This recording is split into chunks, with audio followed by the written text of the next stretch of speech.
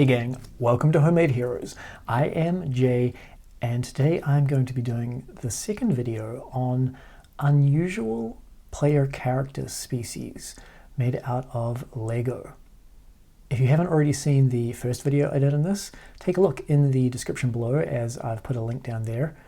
And before we get into looking at the minifigures today, I did want to just touch on something that people had commented about previously, which is when you have species that tend to be larger than other species, say for example Goliaths or firbolg, it's hard to make those larger figures look realistic in terms of the scale compared to those small and medium species. Now I would say that Goliath and firbolg and such are still considered to be medium sized. However, there are a few caveats to that, which we'll discuss further into the video. There is one obvious way to make minifigures a little bigger, which is just by adding the 1x1 plates underneath the feet of the minifigures, which gives them a little bit of added height. However, it can end up with the minifigures looking a little strange as they end up having these elongated feet. So I personally rarely do that, but I have added that to one of the minifigures today so that you can see what it looks like. With that, let's dive into the minifigures. Our first minifigure of today, folks, is a Goliath. Goliath are related to giants and are typically found in herds, such as Grog's Herd of Storms from the Legend of Vox Machina. They're often found in mountainous areas and are resistant to cold damage due to this connection with the mountains. As you can see here, my minifigure has got that lightish grey skin. I don't always necessarily think of a particular class for these builds that I make. For this minifigure, I wanted to do something a little different from the normal trope of Goliath, barbarian, or fighter. What I've gone with is a Goliath paladin, perhaps a fallen paladin, but still a paladin nonetheless. And because of this, I've outfitted them with a heavy breastplate, a larger sword, and also that really cool looking shield, which is from Lord of the Rings. With the sword and shield moved out of the way, you can see that I've added these 1x1 plates under the minifigure's feet just to give it a little bit of extra height. It doesn't do enough really to make up for that size difference that a Goliath would have over most other species, or certainly most other medium-sized species, but it adds a little height. As you can see, the base minifigure that I've used here is actually a mummy, which as it turns out is exactly the right color for a Goliath's skin tone. However, there are all those bandage details on the front of the torso there, which didn't really fit with the Goliath paladin. This is where the breastplate came in really useful, as I was able to cover those up.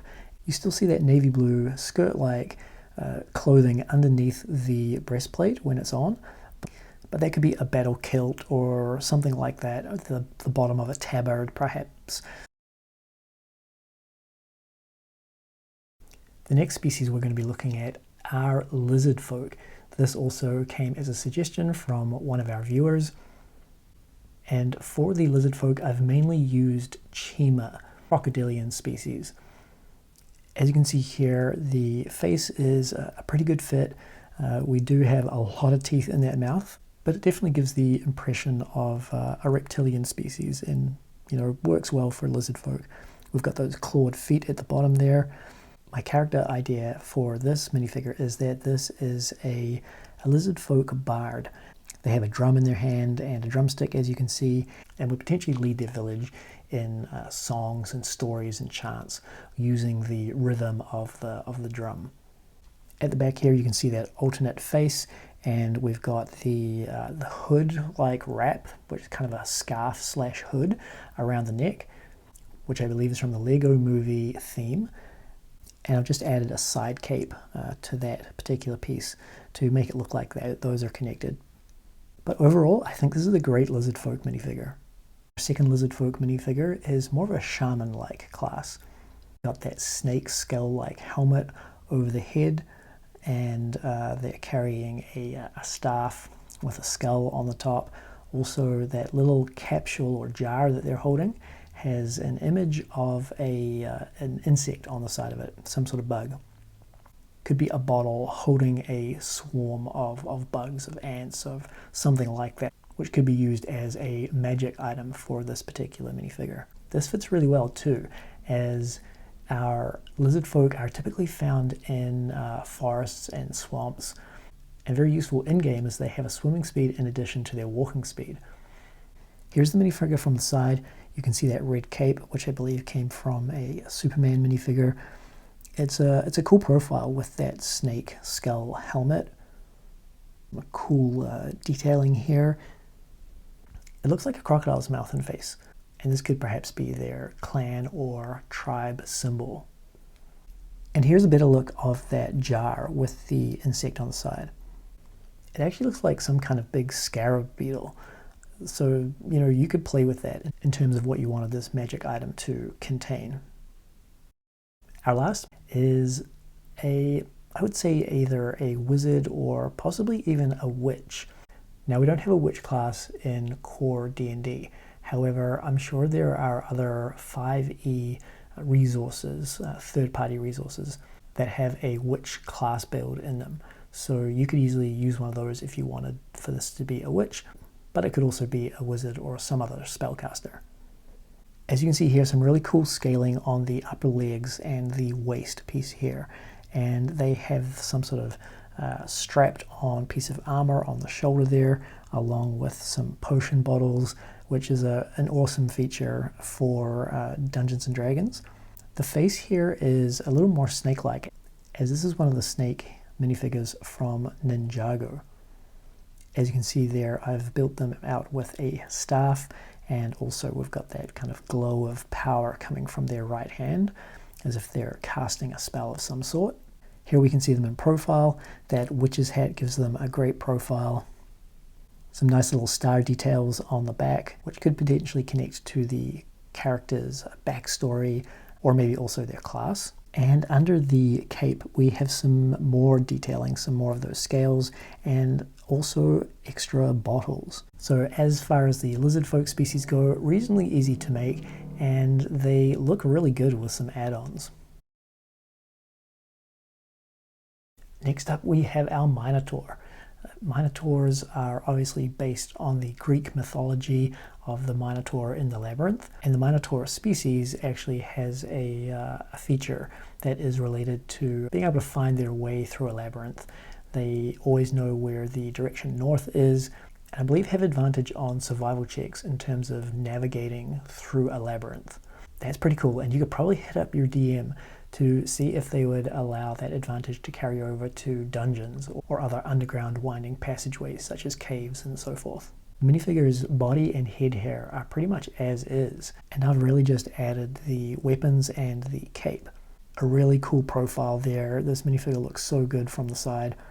One thing that you could potentially do if you want to make this look a little different is to change the horn color as those horn pieces come out of the head, and you could replace them with like black or gold or red or even two different colors. Those horn or talon pieces come in a range of colors, so you got a lot of options there. It's a little hard to see, but the cape gets crimped a little bit by that headpiece as it kind of travels down the back slightly. To me, this Minotaur would be some sort of fighter, perhaps a fighter in a fairly low-tech settlement. As you can see, that weapon is made out of bones and stone. Or maybe they're a gladiator fighting in some kind of circus or a combat contest.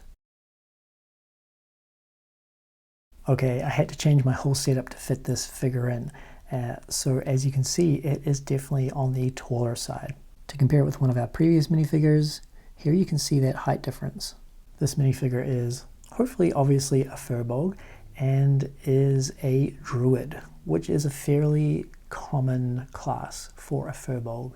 As firbolgs are typically found to be in forests and woods, often quite remote, they tend to be shy and a lot of the time will avoid large settlements. This minifigure head and body are pretty much standard, and I've just added accessories around the edges. This particular minifigure, I have changed the hair on, and I would note that one thing to be careful of is that because the heads have those larger ears on them, they don't fit many of the wigs or hair pieces that often come in Lego. So if you want to go down this route to create a firbolg, you might need to selectively buy a wig that is going to fit on them. I would recommend nothing that comes down too low. I'll show you a couple more options at the end of this part of the video.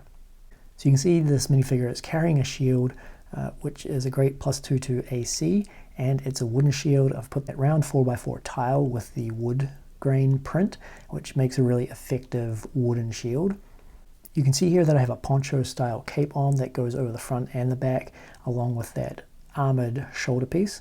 Now the reason I use this poncho like cape is actually kind of to hide the upper body. Here you can see the torso of the minifigure without the poncho on, and it's probably okay for a fantasy setting, but I thought it looked slightly too modern, particularly with the pockets on that vest, and so I thought I would just cover it up with the poncho. Obviously this minifigure is from the Avatar theme, and as it works out, these make great firbolgs. The Avatar Lego theme has quite a lot of these other blue-skinned minifigures. However, this is the only one that had the regular colored legs as if they were wearing pants, and I wanted that look for this minifigure. And finally, you can see here that the leg piece is what gives it that extra height. The torso is the same size as a regular minifigure torso, but it just has really long legs. Here's the firbolg with a different hairpiece. This was the one that I used in my solo role-playing game, and it's pretty effective. And now I'll show you the one that the minifigure itself came with. This is also a pretty cool hairpiece. I just wanted this to look different to one of the Avatar species, so I decided not to use this, which for me pulls it away from the Avatar theme and makes it look a little bit more like a firbolg. We're now going to take a little dive into the Feywild, as our next two minifigures are satyrs, or fawn as the species is known in the Lewis Carroll books, The Lion, the Witch, and the Wardrobe, and so forth. This minifigure is the vanilla minifigure from the Lego Collectible Minifigures series, and I've put this in just without any additions as I think it's such a cool minifigure. It's got those amazing legs which look like a goat's legs. We have a really cool bare-chested print here with curly hair on the pecs and the fur coming up off the legs into the abdomen. And isn't that such a great wig piece? I love the horns, I love the little curl of hair down onto the forehead, and those ears are just magnificent. That's right, I'm getting excited about ears. Not weird at all, right? Around the back, again, we have a dearth of detail, which, as I said before, is fairly typical for those earlier collectible minifigures. But once again, the legs and the horns give this a really unique profile. And the second of our satyrs is this angry looking fellow here. As you can see, I've used the legs from the flying monkey minifigure, which I think came from the Disney Collectible Minifigures series. On top of this, I've added a torso that is from the recent Viking village. And then you might recognize the hairpiece and horns as being from the tiefling in the Lego D&D minifigure series. At first, I wasn't sure whether this hairpiece would work well with a paler skin tone, as the tiefling in the D&D minifigure series has that orange skin, and so the horns are a similar color, and I guess maybe fit with that better. However, I think it works pretty well. As you saw with the first Seder, the horns were not the same color as the skin tone there, and so I think this really makes a lot of sense. I also wanted to move away from typical D&D tropes here, as satyrs are often considered to be fun, frivolous, and party people, and I thought it would be an interesting idea to have an angry satyr instead. Again, the legs are really cool here. They definitely fit that goat-like lower body that satyrs have. And around the back we have the cape, or kind of shoulder cape. As you can see, it's a slightly narrower cape. And under the cape, some belts, and that cool sheepskin or fur throw that seems to go across the shoulders and down the back. Here are all the minifigures together, folks, and I have to admit that my favorite is the firbolg. I really love the way that the Avatar minifigure was so easy to transition to a firbolg with just some exterior accessories and so forth. I think it looks amazing, and I really want to incorporate this into one of the games that I'm playing currently. Please let me know what you thought of the firbolg, the Goliath, the Seder, or any of the minifigures. Which was your favorite? Thanks for watching today, folks. I'll see you real soon.